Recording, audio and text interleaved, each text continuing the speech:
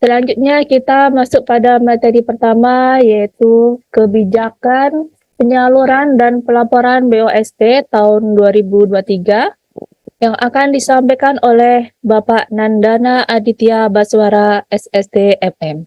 Kepada Bapak Nandana kami persilahkan. Baik, terima kasih Bu Diana. Assalamualaikum warahmatullahi wabarakatuh. Selamat pagi, salam sejahtera dan salam sehat untuk kita semua. Yang saya hormati Pak Sesdijen PAUD Dikdas dan Dikman, Bapak Sutanto. Yang saya hormati para direktur di lingkungan Dijen PAUD Dasmen yang hadir pada acara hari ini. Yang saya hormati para kepala UPT, BPMP yang hadir pada acara hari ini, dan tentunya Bapak Ibu peserta webinar hari ini, baik dari Dinas Pendidikan maupun dari Satuan Pendidikan yang mengikuti pada acara hari ini. Jadi sudah sama-sama kita simak arahan dari Pak Sesdijen, di mana dana BOSP ini, baik dana BOS maupun BOP ini merupakan sumber dana yang penting bagi Satuan Pendidikan untuk melakukan proses pembelajaran. Nah, webinar kali ini tentunya kita ingin sekali seluruh satuan pendidikan itu mendapatkan penyaluran tepat waktu. Nah, akan tetapi dalam prosesnya masih ada beberapa hal yang harus diselesaikan. Nah, ini yang mungkin bisa kita diskusikan nanti pada hari ini dan kita harapkan bahwa semuanya bisa segera tersalurkan. Saya mungkin izin share screen.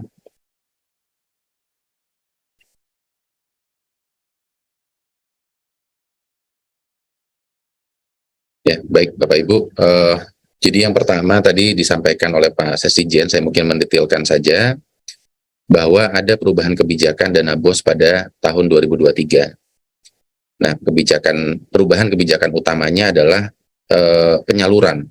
Jadi penyaluran kalau di tahun 2022 itu dilakukan 3 kali, di tahun 2023 ini dilakukan 2 kali, yaitu 50% di tahap 1 dan 50% di tahap 2. Nah, perubahan dari penyaluran ini mengakibatkan juga kebijakan salurnya berubah. Jadi syarat penyaluran untuk tahap 1 itu sudah memperhitungkan sisa dana, di mana pada tahun 2022 sisa dana itu diperhitungkan pada tahap 2.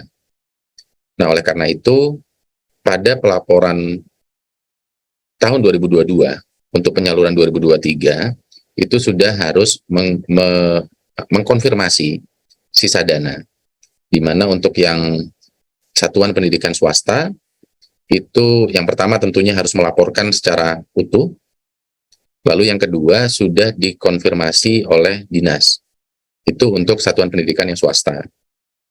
Sedangkan untuk satuan pendidikan yang negeri, selain sudah melaporkan secara penuh satuan pendidikannya, dinas perlu melakukan konfirmasi dan juga melakukan review update.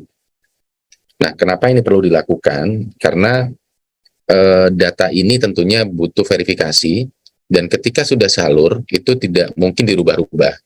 Nah, review update ini menjadi salah satu alat konfirmasi kita. Misalnya, satuan pendidikan A, itu dinyatakan sisa dananya ada 10% misalnya, atau 10 juta. Nah, kemudian setelah disalurkan datanya dirubah, itu tidak memungkinkan untuk kita misalnya menambah gitu ya, ternyata nggak ada sisa gitu, atau ternyata sisanya lebih gitu. Itu akan sangat sulit dilakukan. Nah, sehingga proses konfirmasi ini memang perlu dilakukan oleh kita semua sebagai bentuk akuntabilitas kita. Nah, pelaporannya semuanya melalui RKAS untuk satuan pendidikan, dan dinas melakukan berbagai konfirmasi tadi melalui markas. Nah, untuk BOP itu sebenarnya tidak ada perubahan kalau dari segi penyaluran 2 tahap ya. Tetapi pemberlakuan perhitungan sisa dana itu hal yang baru juga di BOP di tahun ini. Nah, di BOP saat ini menggunakan aplikasi BOP Salur.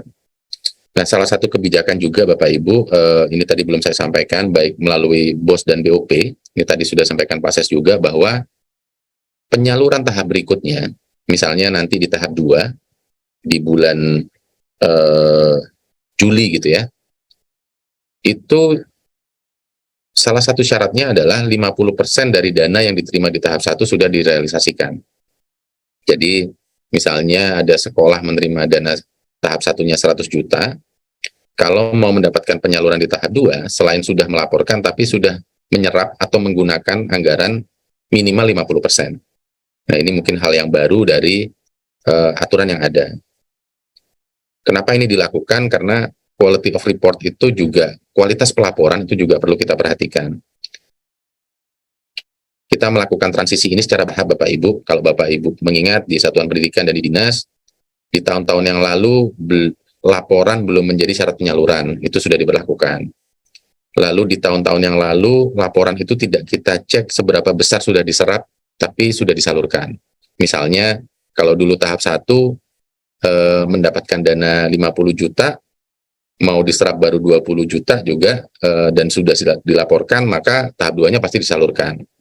Nah, untuk perbaikan akuntabilitas dan kualitas pelaporan, maka pada aturan di 2023, Bapak Ibu untuk mendapatkan penyaluran berikutnya, minimal harus menyerap 50% dari uang yang diterima di tahap 1. Itu beberapa perubahan kebijakan yang ada. Nah, tadi sudah disampaikan oleh Pak Sesdijen bahwa anggaran BOSP ini luar biasa besar ya Bapak Ibu, 56,9 triliun, dan ini sudah langsung disalurkan ke rekening satuan pendidikan. Ini baik di BOP PAUD, BOS maupun BOP kesetaraan, semuanya sudah disalurkan langsung ke satuan pendidikan. Nah, total anggaran 56,9 T ini tentunya ada rincian yang dibentuk dari satuan-satuan pendidikan yang menerima, berapa jumlah siswanya, berapa unit cost-nya, dan berapa yang diterima. Nah, itu bisa diakses oleh Bapak Ibu penetapannya melalui keputusan Mendikbudristek nomor 3 tahun 2023 tentang penerima dana BOP PAUD reguler, BOS reguler, dan BOP kesetaraan. Jadi Bapak Ibu bisa melihat di dalam keputusan Mendikbudristek ini. Nah, dokumen ini tersedia di website, ini bisa Bapak Ibu download di sana. Nah, sampai dengan pertengahan Februari ini Bapak Ibu, kami laporkan bahwa penyaluran untuk BOP PAUD ini ada di gelombang 1 itu ada 67,2%, di gelombang 2 ada 17,9%. Jadi secara total sudah cukup besar ya, sudah 150 ribuan. Dan di BOS itu saat ini ada 41%-an yang sudah tersalur. Jadi dari total 217 ribu satuan pendidikan penerima BOS, yang menerima saat ini 41% atau 89 ribuan. Untuk BOP kesetaraan ini dari 8.000 satuan pendidikan yang sudah tersalur 6 ribuan atau sudah mencakup 69%-an. Nah, kalau melihat gambaran penyaluran sampai dengan pertengahan Februari ini Bapak Ibu, tadi disampaikan Pak Ses bahwa ini kita turun dibanding tahun lalu. Tahun lalu di bulan yang sama kita sudah menyalurkan, kalau untuk BOP lebih cepat. Tahun lalu baru Maret disalurkan, tahun ini sudah disalurkan per Februari. Tapi untuk BOS ini agak mundur karena tahun lalu itu 170 ribuan satuan pendidikan sudah disalurkan di bulan yang sama, tahun ini baru 90 ribuan. Jadi ini ada beberapa hal yang menyebabkan hal ini. Nah, kenapa ini bisa terjadi Bapak Ibu? Karena beberapa aturan tadi baru diberlakukan. Jadi yang pertama adalah tadi, kalau swasta, maka itu hanya perlu sekolah melaporkan secara penuh dan dikonfirmasi oleh dinas, diverifikasi oleh dinas. Tetapi untuk satuan pendidikan negeri, selain sekolah harus melaporkan secara utuh, dinas mengkonfirmasi, lalu kemudian ada satu langkah lagi, harus direview oleh aktif daerah. Nah, sehingga berdasarkan data tadi Bapak Ibu, tentunya kami ingin sekali dana BOS ini bisa segera diterimakan oleh satuan pendidikan. Kita semua tentu menginginkan hal yang sama. Maka ada beberapa hal yang perlu dilakukan untuk percepatan penyaluran ini. Jadi yang pertama, kalau kita lihat dari entitas yang ada, dari satuan pendidikan, hal yang dilakukan yang pertama adalah menyelesaikan keseluruhan pelaporan dana BOS. Ini mayoritas sudah melakukan, tapi masih ada satuan-satuan yang belum melakukan pelaporan keseluruhan. Lalu yang kedua, mengajukan pengesahan BKU sampai dengan bulan Desember. Yang ketiga, mengajukan konfirmasi sisa dana di BOP Salur untuk penerima BOP. Nah, selain tiga hal ini, kami juga mohon di satuan pendidikan itu mengecek kembali. Jadi kami ketika melakukan analisis data masih ada data-data anomali. Misalnya, sudah ada sekolah-sekolah yang menyelesaikan pelaporan tapi penyerapannya baru 10% dari dana yang diterima selama setahun. Atau hanya 20%. Ini menurut kami agak anomali. Nah, ini mohon dicek kembali apakah memang betul dana yang digunakan sepanjang tahun lalu itu hanya digunakan 10%-nya. Atau mungkin Bapak Ibu salah ketika memasukkan pelaporan, mungkin angkanya kurang 0 atau mungkin ada digit yang kurang. Nah, ini mohon dicek kembali. Lalu yang kedua, ini peran pentingnya ada di Dinas Pendidikan. Ada beberapa hal yang harus dilakukan untuk percepatan. Yang pertama, melakukan rekon sisa dana dengan APIP daerah. Nah, ini karena review APIP ini menjadi syarat untuk penyaluran. Lalu yang kedua, mengecek pelaporan sekolah dan mengesahkan BKU sampai dengan bulan Desember. Yang ketiga, melakukan konfirmasi sisa dana, ini untuk BOP-nya. Dan di markas juga sama, melakukan blocksing kalau di markas. Dan yang keempat, melakukan checklist menu review APIP pada markas jika sudah selesai melakukan review dan angkanya sesuai. Ini beberapa langkah yang perlu dilakukan oleh Dinas Pendidikan. Lalu APIP daerah tentunya ini menjadi aktor yang penting karena membantu dinas melakukan verifikasi atau review sisa dana untuk satuan pendidikan negeri. Dan kami di Kemdikbud, di Dijen Paudasmen, juga akan terus melakukan sosialisasi dan advokasi pendampingan kepada Pemda dan sekolah. Kita juga akan melakukan pemantauan dan mendorong Pemda untuk melakukan konfirmasi sisa dana. Dan sebagai informasi Bapak Ibu, kami memiliki 34 UPT di setiap provinsi, namanya BPMP dan B2 PMP, Badan Penjaminan Mutu Pendidikan. Ini bisa menjadi saluran Bapak Ibu sekalian untuk berkoordinasi jika ada hal teknis yang akan ditanyakan. Jadi ini beberapa hal yang perlu dilakukan bersama untuk mempercepat penyaluran BOS dan BOP pada tahap 1. Nah, ini rencana penyaluran yang kami rencanakan Bapak Ibu, tentunya semakin cepat 100% akan semakin baik. Jadi kalau di BOP PAUD saat ini posisinya sudah 85% tersalur, di mana angka ini sudah cukup baik dan jauh melampaui target atau capaian tahun lalu. Nah, harapan kami mungkin paling lama di 9 Maret ini sudah tersalur 95,7%. Lalu di BOS, ini saat ini secara kumulatif ada 41,2% tersalur.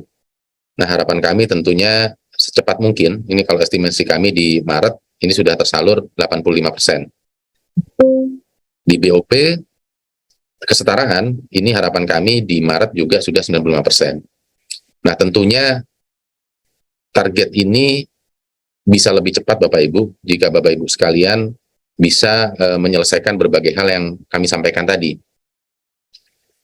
Ini ada beberapa gelombang kami prediksi. Harapannya tentunya kalau semuanya memenuhi satu gelombang saja selesai. Di gelombang 3 semuanya kita salurkan.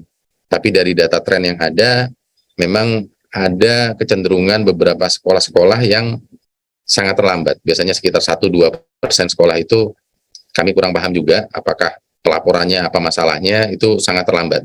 Nah, ini harapan kami mungkin bisa kita percepat, kita lakukan semua langkah tadi sehingga semuanya bisa tersalur paling lambat di 9 Maret besok. Nah, sebagai gambaran Bapak Ibu untuk dana BOS, ini dari yang belum disalurkan ada 127.000, itu sudah melaporkan, 96%-nya sudah melaporkan. Namun ada 5.197 sekolah, hanya 4% ya, tapi jumlahnya besar Bapak Ibu, 5.197. Ini kalau kita kalikan jumlah siswa yang ada di sana tentu luar biasa besar. Jadi 5.197 ini belum menyelesaikan BKU sampai Desember. Nah, jadi ini mohon Bapak Ibu di Satuan Pendidikan cek kembali. Jadi ketika kami lacak di dalam datanya, bukan tidak melaporkan sekolah-sekolah tersebut, tapi laporannya itu misalnya baru sampai bulan Oktober gitu, atau baru sampai bulan November, belum menyelesaikan laporan utuh sampai dengan bulan Desember. Nah, karena ini menjadi syarat salur, yang 5.197 ini harus segera menyelesaikan pelaporan. Lalu dari 122.000 ini, itu yang sudah dilakukan 57%-nya, yang negeri baru 62%.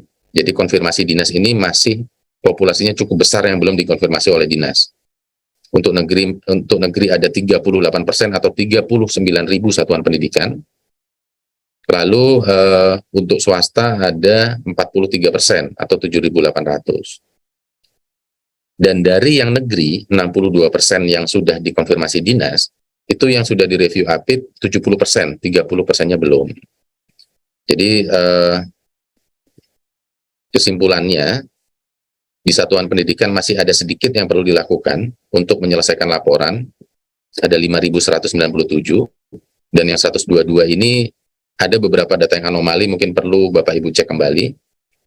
Lalu yang sudah melaporkan, ini secara populasi masih cukup besar yang belum dikonfirmasi oleh dinas. Dan yang sudah dikonfirmasi masih ada 30%-an yang belum direview oleh APID. Nah, ini yang menjadi PR kita bersama supaya penyalurannya lancar Bapak Ibu. Yang merah-merah ini yang harus segera kita kejar untuk penyelesaian laporan di sekolah, konfirmasi di dinas, maupun review oleh APID daerah. Lalu untuk gambaran di BOP, PAUD dan juga kesetaraan, ini kalau di BOP PAUD ada 15% yang belum salur. Mohon maaf, iya 15% yang belum salur. Dari 27.000 ini cukup besar, populasinya 8.700 satuan belum melaporkan. Jadi ini PR-nya di satuan pendidikan. Ini perlu dicek kembali. Lalu dari yang sudah dilaporkan, itu konfirmasi dinas juga baru setengahnya. Nah, kenapa ini bar chart-nya di swasta tinggi sekali? Karena memang populasi di BOP, baik di jenjang PAUD dan untuk pendidikan swasta. Jadi ini laporannya masih cukup banyak nih. Di BOP PAUD yang belum lapor ada 8.000, belum dikonfirmasi dinas ada 8.135. Lalu di BOP kesetaraan ini juga yang belum disalurkan ada 30%. Ini yang sudah lapor sampai dengan saat ini sudah baru 33%, ada 67% yang belum. Ini juga sama, jadi satuan pendidikan di PAUD dan kesetaraan ini masih banyak yang belum melaporkan, mohon dicek kembali di BOP salur. Lalu dinas pendidikan ini juga perlu melakukan pengecekan, melakukan konfirmasi terhadap yang sudah melaporkan. Jadi itu gambaran-gambaran besar dari segi data baik di BOS maupun BOP. Nah, mungkin satu lagi tadi sudah disampaikan juga, ini hanya memberikan ilustrasi. Jadi tadi dalam konteks kualitas pelaporan, selain 50% harus sudah terserap, tapi ketepatan waktu juga diperhitungkan Bapak Ibu. Jadi misalnya di tahap kedua nanti laporan itu tenggat waktunya adalah di bulan Juli. Ketika melewati bulan Juli maka akan ada punishment atau pemotongan. Tidak besar, tapi ini untuk menunjukkan kita bersama dan memperkuat akuntabilitas bahwa yang itu tentunya akan mendapatkan sesuai dengan hasil yang diupayakan. Jadi di bulan pertama ada pemotongan 2%, bulan kedua 3%, bulan ketiga 4%. Dan kalau masih terlambat juga maka akan mendapatkan pemotongan angka maksimal sama 4%. Sebagai catatan, jika keterlambatan ini melebihi waktu batas penyaluran, itu akan tidak bisa disalurkan. Jadi misalnya kalau untuk tahap 1, batas penyaluran di bulan Juni gitu ya, itu maka kalau melebihi itu, ketika lapornya baru di Juli untuk tahap 1, nah itu untuk tahun yang lalu, maka tidak bisa disalurkan tahap satunya. Jadi keterlambatan pelaporan itu akan diberlakukan pemotongan, akan tetapi keterlambatan tersebut jika melebihi batas waktu penyaluran maka tidak dapat disalurkan.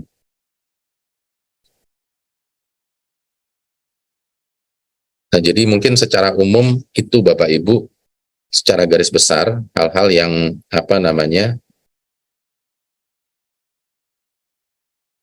bisa kami sampaikan. Sekali lagi kami berharap, tentu kita semua berharap bahwa dana BOS ini dan BOP bisa segera diterima oleh satuan pendidikan, karena kita tahu bahwa dana BOS dan BOP ini merupakan sumber dana yang sangat penting untuk melakukan proses pembelajaran. Akan tetapi memang ada hal-hal yang harus kita penuhi bersama sebagai syarat akuntabilitas, dan ini kami mohon bantuan kerjasama kita bersama supaya dalam waktu dekat semuanya bisa disalurkan dan di tahap-tahap berikutnya bisa mengikuti seluruh proses yang ada dan yang sudah menjadi ketetapan dalam peraturan, sehingga di tahap-tahap berikutnya juga kita bisa menyalurkan tepat waktu. Mungkin itu Bapak Ibu dari saya kembalikan ke moderator. Terima kasih.